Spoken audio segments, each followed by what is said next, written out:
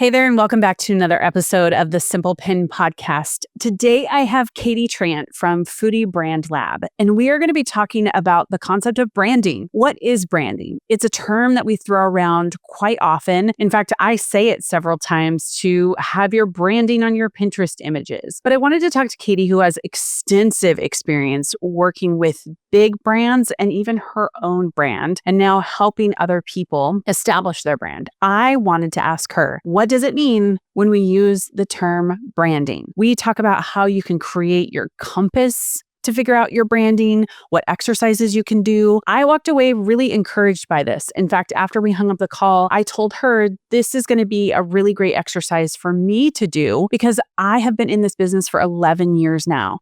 I have been recording this podcast for 8.5 years. I've been doing a lot of things that I just kind of go about my day doing, or it's just part of the Simple Pin brand. But I want to step back, reevaluate, and say, are these the things we still care about? Is this what we want our brand to be? And the Simple Pin brand has always been something that is based on high customer service, high productivity, really great service where we serve you. We never want to be somebody who acts like we know everything all the time because we don't. We want to be learners.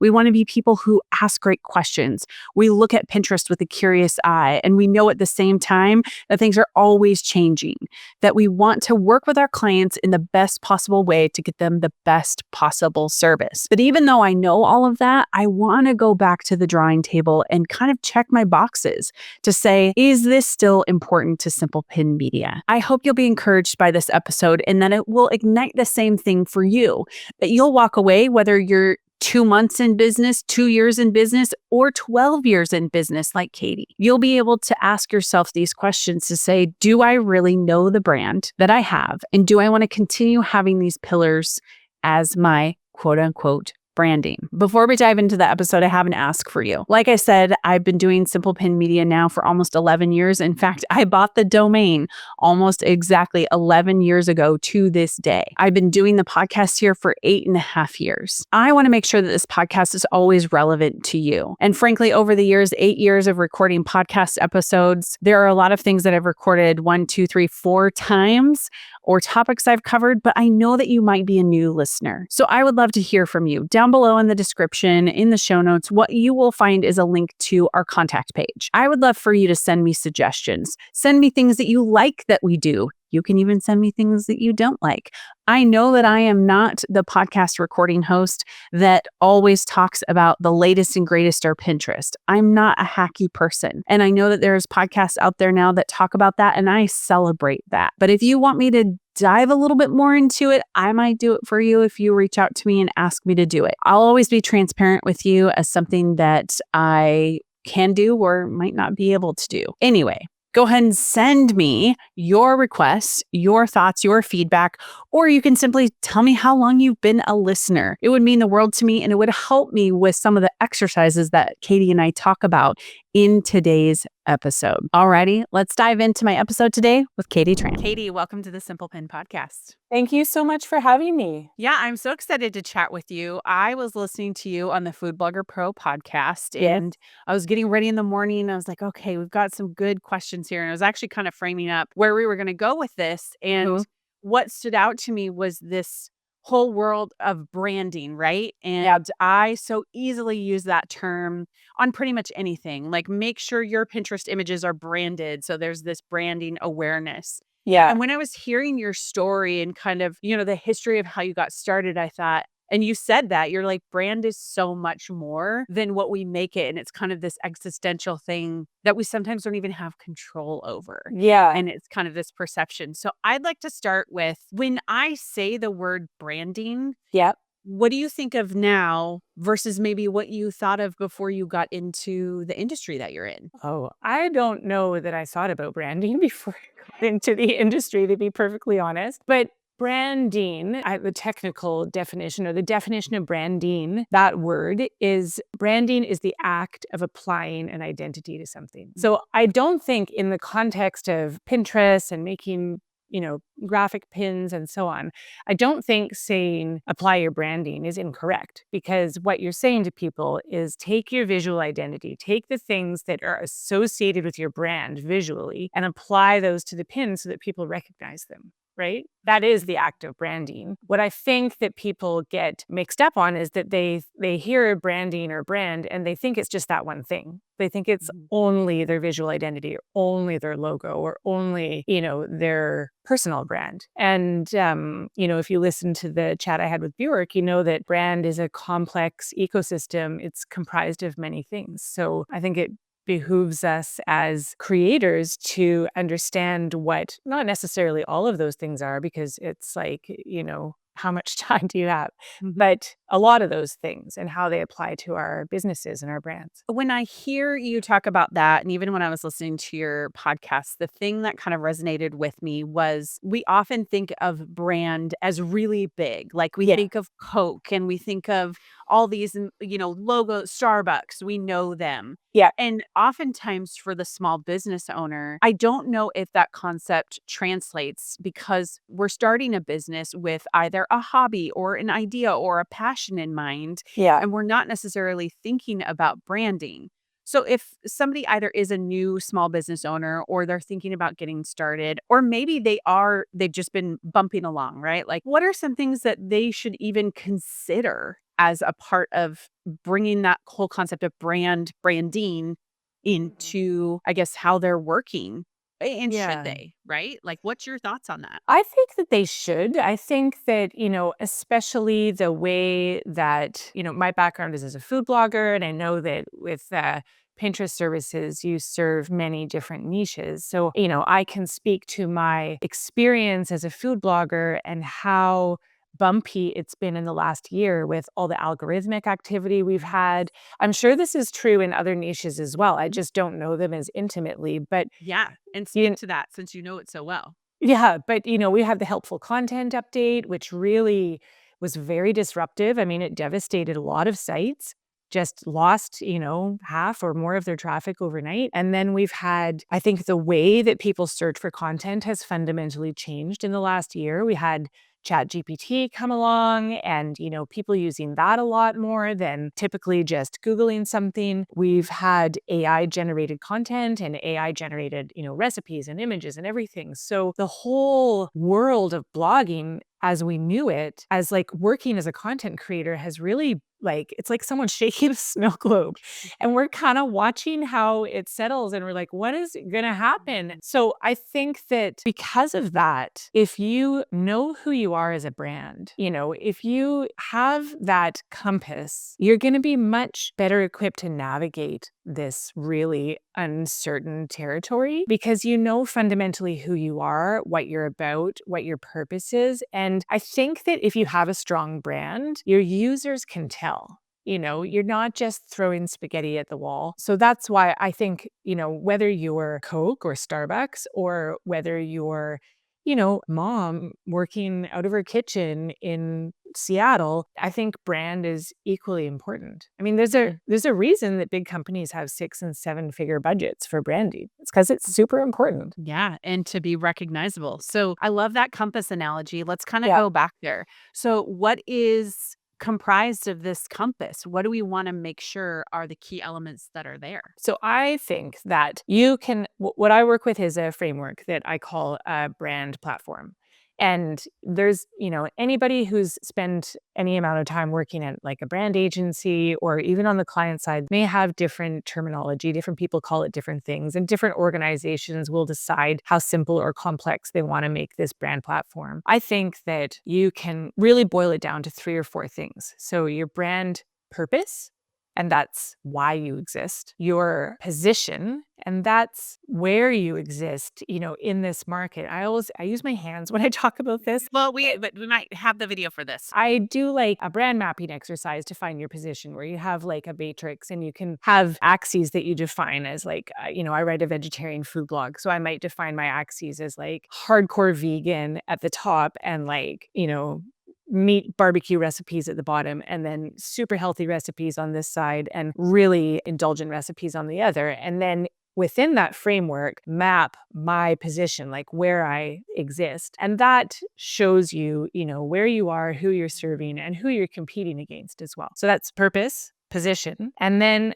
your brand values. So what you stand for, what's important to you, and that, the brand values themselves are a compass that help you navigate a lot of decision making in your business. And the brand personality is the last part of it. And the personality itself, that's where your visual identity, how you look, how you act, how you sound, how you behave in different channels are all going to be important parts of the personality. And I think if you have just those 4 things, you can obviously get a lot more. You can dive a lot deeper. You can get a lot more complex than that. But I think that's a really good place to start with those 4 components of a brand platform. And do you feel like these things can be done whether you are a seasoned creator? Let's say you are one of those creators where you've been in the industry for 7, 8 years. You were hit by the helpful content update. Is an exercise like this a good resetting in order to set your vision to go forward? Definitely. I think that people who have been around for a long time, especially, I've been blogging since 2010, and blogging has changed so much in those 14 years. So it's gone through these phases of like, I've been, in this never ending process of going back and updating and, nurturing old content or culling stuff that doesn't resonate anymore. And of course, like in the early days, we were just like telling stories about our lives and,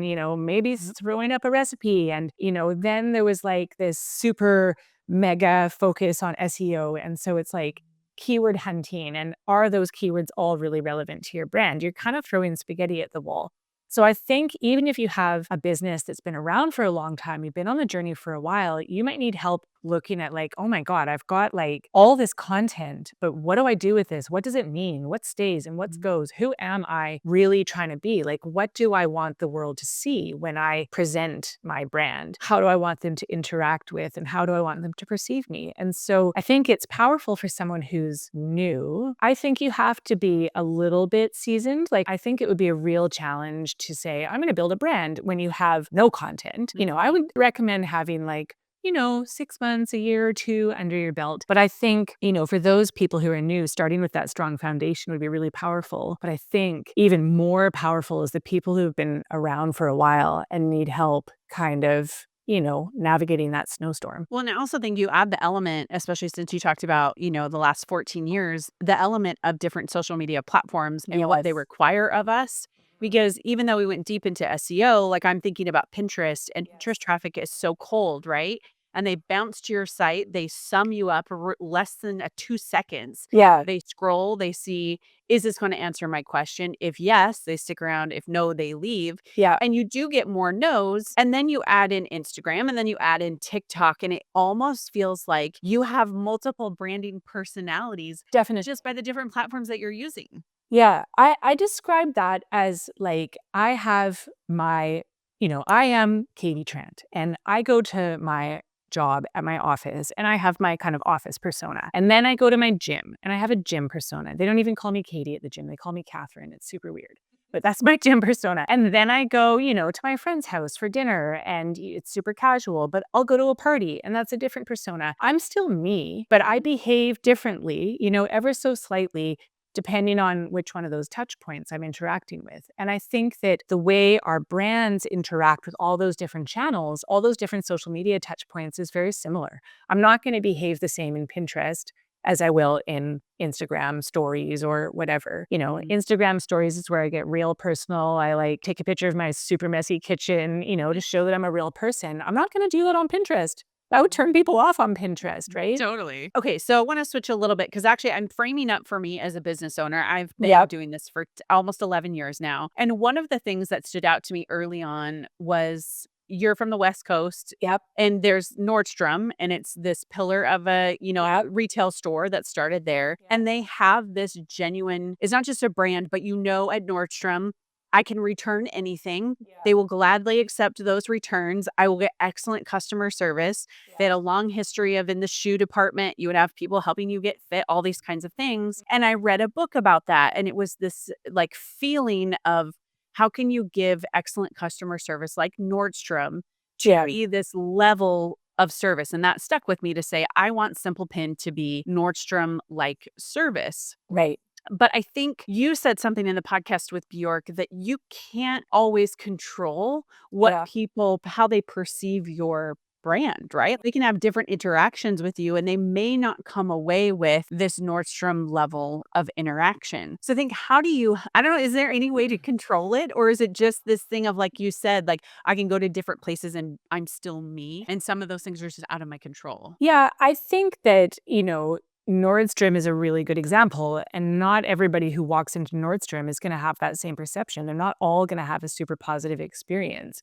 But I know, I feel that way about, the skincare brand Aesop, the Australian skincare brand. It's like Oh, a yeah. really premium one. And I love the experience of going into an Aesop store, because if you ask to sample their hand creams, they give you like a little hand massage. And it's always just like this super nice experience. And it's obviously a thing that they've, it's like Nordstrom with being able to return anything, no questions asked, and having a fitting experience. Those are decisions that they are making to help shape people's perception of them. But how we actually feel when we interact with that brand is completely out of their control, and it's the same with how we shape our brands and how we, the work that we do in branding and with our brand personality and our brand experience and how people come to the website. And are there a lot of annoying pop-ups, and are there a lot of ads, and is it easy to navigate, and do I feel welcome? Is the copy welcoming? Do the photos look appealing? All we can do is our best to help shape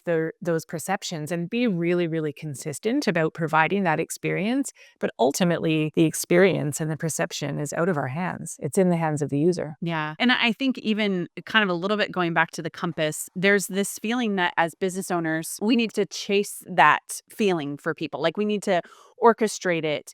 And if I think about overlaying that with the compass, that's not really a part of it. Like it is, if you're talking about targeting vegetarian cooks, like there's ways that obviously you want them to feel, but there's all these other positions and brand values and these things that you need to incorporate into it. If I'm trying to, I guess, pull myself back from this, trying to control what people think of me, because that is a real thing, right? Especially for women in the online space. We want to project this image. We want to project this image of our brand. And even for myself, I get caught up in chasing that sometimes Yeah. instead of going back to my compass. So what is really, I guess, if somebody's like, okay, I'm going to work on the compass, I'm going to do the action, right? What's the first thing that you would tell people? Like, go back to this when you get entangled in all of that, like not just the compass itself, but like a part of it. Is that making sense how I'm asking it? Like the thing that you're saying, go back to this if you get entangled and worried about what people think about you.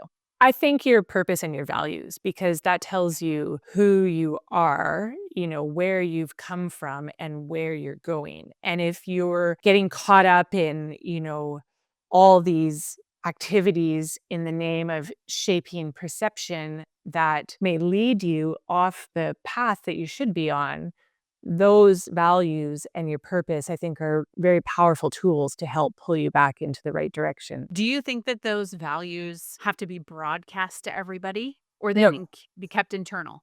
they can be kept internal. I think that there are parts of the brand platform or parts of branding work that are typically designed to be internal. They're meant for, they're meant to be your compass as a business owner. And for anyone else who, you have a team that you work with. So it would be your compass, but also the compass that you hand to every member of your team to make sure that they are acting and living the values of your brand as they represent it. There are some parts of some branding work you might do, like a mission statement or a value proposition, are intended to be consumer facing. It's like when Nike says, just do it. That's not meant to be only internal facing. That's something that is meant to, rally the troops and, bring people along the journey. A lot of it, I would say it's like 80-20, that when you do branding work, most of it is for you, yourself, the business owner, and then how you work with the brand and how it expresses itself should kind of innately carry those values and purpose and personality along for the ride. So you don't always have to be super explicit. Right. Because I see people posting core values on their website, or they kind of make it front and center. And I have, done that in the past. But even as we were talking, I was like, okay, maybe these are things that, like you said, when you get caught up in these things, you go back to this anchor to say, no, this is who we are. Yeah. and we're not this other brand. And maybe I want to ask you that is, as you've worked with big corporate brands, as you have your own brand, have you wrestled with that as well? You've like seen something from the sidelines and you're like, ooh, I want to chase that. And it feels a little bit squirrel like and you kind of lose yourself a little bit. Does that happen to you? Or have you just become so good at it that you're like, no, I'm going to ground myself here? I don't think that I've become so good at it that I'm going to ground myself. I think that for me personally, I don't have a lot of time, so it's like what am I going to spend my time on? And, I've got a full-time job. I have a blog. I have 2 kids and now I have Foodie Brand Lab as well. So it's about knowing, what is going to serve my brand and my branding efforts the best. And so, I'm actually like doubling down on Pinterest right now because I feel like there's a good return on investment there for me. But I've never been a social media person. I can't stand it. I've been on Instagram for like 10 years and I've got 3,000 followers because I just don't care. I refuse to play the game. I don't make reels. I don't do that kind of stuff. And I've made a decision a long time ago that I'm not going to compare myself to my friends that have 250,000 Instagram followers because it doesn't serve me. It's not what's important for me and my business. For other people, it's super important. That's how they make their money. That's how they get their brand partnerships. I also made the decision that for my food blog for Hey Nutrition Lady, I don't do brand partnerships because I feel that first of all, I have a geographical challenge because most of my audience is in the US and I live in Sweden. So it's really hard for the brands that would want to work with me to access me anyways. Yeah. But also because I have this nutrition blog and one of its like the fundamental values of it are no nonsense, fad-free nutrition. I have 2 degrees in nutrition and there's no fad diets. There's no, fluffy information. It's all grounded in science. So I felt that brand partnerships might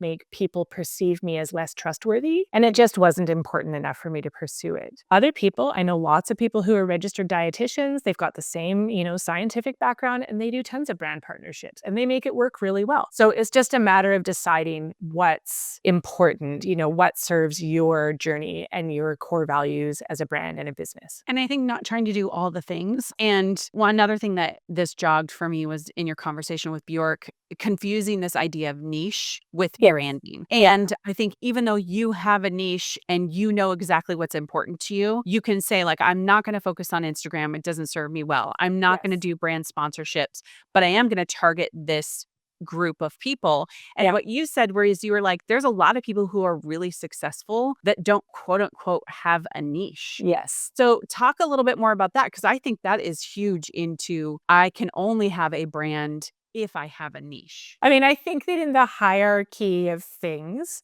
brand is, higher up. It ranks higher than niche because niche is very closely related to your brand position. So it's the people that you serve. And you can be a niche brand, which means that you only exist to serve a very particular community of people. But you can also be very, very broad. And I don't think I think that a lot of times in blogging, you're told you need to have a niche to be successful because you need to find your people. But I think that some of the biggest bloggers out there are super broad in general. But what has happened is that they themselves become the niche, right? Like they are the pillar that things are orbiting around and people are coming to them not because they serve a particular niche, but because of who they are, because their brand is very powerful. So I think that many people have found a lot of success by being like, I'm only going to do gluten-free recipes or I'm only going to do, Whole30 or whatever. That can be really, really powerful for some people. But I also think that those things change so much with time. Like the keto diet was so huge a few years ago and, next year it'll be something else. And these trends come and go. And the power of brand is being able to, catch the next wave and keep moving along. And if you're too niche and too granular, then you have to figure out how to like change your entire strategy. I was thinking about that whole idea between like vegan, vegetarian, plant-based, and I was having conversations with some food creators who some were very focused on plant-based and some were using the word vegan. And it is important because there's keyword value in that. And that's what we were talking about with Pinterest is that sometimes people will search vegan And sometimes people will search plant-based. Yeah. And I don't think it's limiting for them. Like they can't talk about both things. It's like you don't have to be just pigeonholed into vegan. You have to be aware of like what keywords you're using that the platform uses, but Yes. let's not limit you overall, right? And kind of hone in on just that one thing. For sure. I think too, even as you're talking, I'm thinking about a lot of people have come to me over the years and they will say, do you only do Pinterest? What about Instagram? What about all these things? And I've had to make that decision to say, we are just going to do Pinterest. As tempting as it might be to walk into that other lane, Yeah. I know that if I walk into that other lane, comes education, comes learning, comes all these things. And so I have to choose to stay in that. And it is very tempting to want to go outside of it. And it's hard, like what you said, to make a decision to give up social media or to Yeah. give up brand deals because you see all these people making money in these areas. Maybe you just need to hone it in and that helps you get better and better at your branding voice. You're clearer, you're more confident. I think that when you have a business like what you have, the decision to say, we're going to go all in on Pinterest and we're going to be the best Pinterest service there is, rather than saying, we're going to be a full service social media agency. And, you and I both, I think, would agree that Pinterest is not social media. It's a search engine. So it's like an entirely different beast. I think that there is value in being really good at one thing. I've worked a lot with recruitment over the years, and I get these CVs where people have done like, we'll have one person apply for every role we have open. And it's like, what are you? Are you a strategist or an art director or a filmmaker? And they're like, I can do it all. But are you really good at any of those things? So I think that there's a difference, serving a niche or, getting really niche with your content, whereas you're talking about like honing your skills in a particular area to serve people. I think those are a little bit different. Yeah, no, I agree with you there. So I want to know a little bit about how Foodie Brand Lab was born. And you are so busy with all these Yeah. other things. And so what was the initial idea to create this brand, to create the ability to help people learn how to do it themselves? Yeah. So Foodie Brand Lab was born from my mastermind group of food bloggers. And we just had our monthly, I have this group of amazing women that I meet with once a month. We've been meeting for about 2 years. And we have a rotating responsibility for presenting, what the monthly topic is. Like I said, one of the women is killing it on Instagram. So she did a session on Instagram. Another does really well on Pinterest. So she did a session on Pinterest. And so we take turns. And I said, I don't know if I'm the only one that has a day job or a real job, as I sometimes call it obnoxiously. But I said, I don't really know if anyone's interested, but I work with brand. I've been working in branding agencies for the last 12 years. So if you want to hear me talk about that for one of our sessions, they said, yeah, okay. And so I put together this 20-30 minute presentation with just like the basics of brand. And at the end of it, there was just this silence. And I was like, were you listening? And then everyone was like, oh my God, why are you not doing this?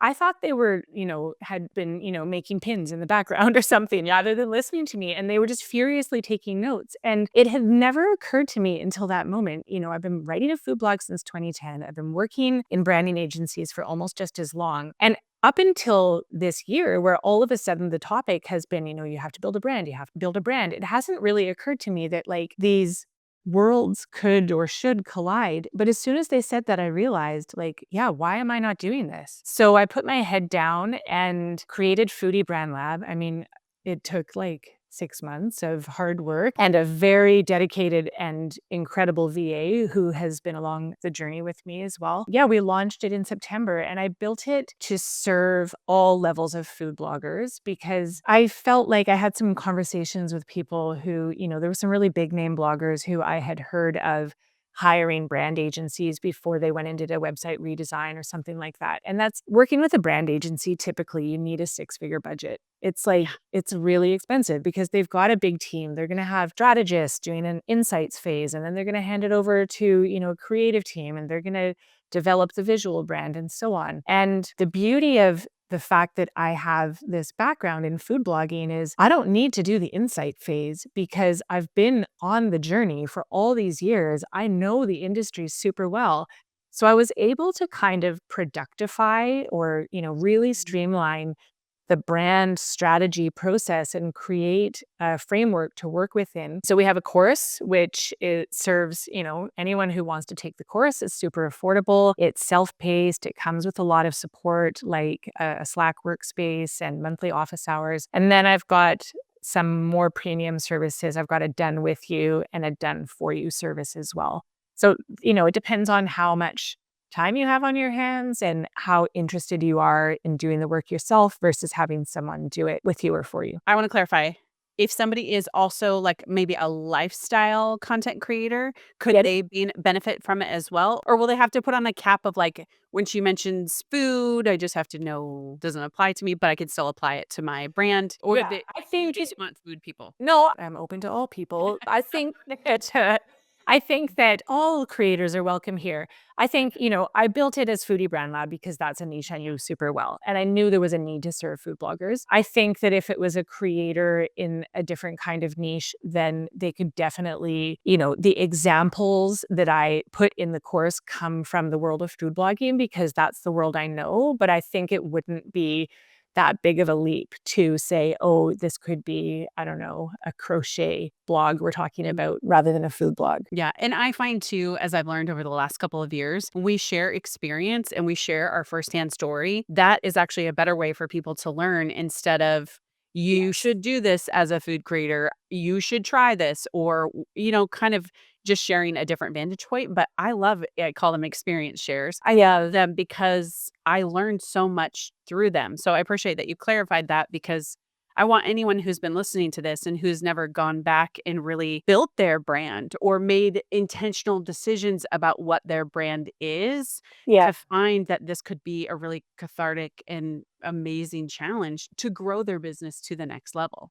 Yeah, definitely. And I think there's a reason that big companies hire brand agencies, right? And these big companies, like if we talk about Coke or Starbucks again, they've got a brand team. They've got a head of brand. They've got a head of employer brand. They've got regional brand managers. They know brand. And they still work with outside agencies because coming from an outside in perspective allows you to see things that you can't see when you're too close. And I find that a lot of the time when I'm working with people, what is their brand? It's already there. And it's just a matter of someone saying, hey, what about this?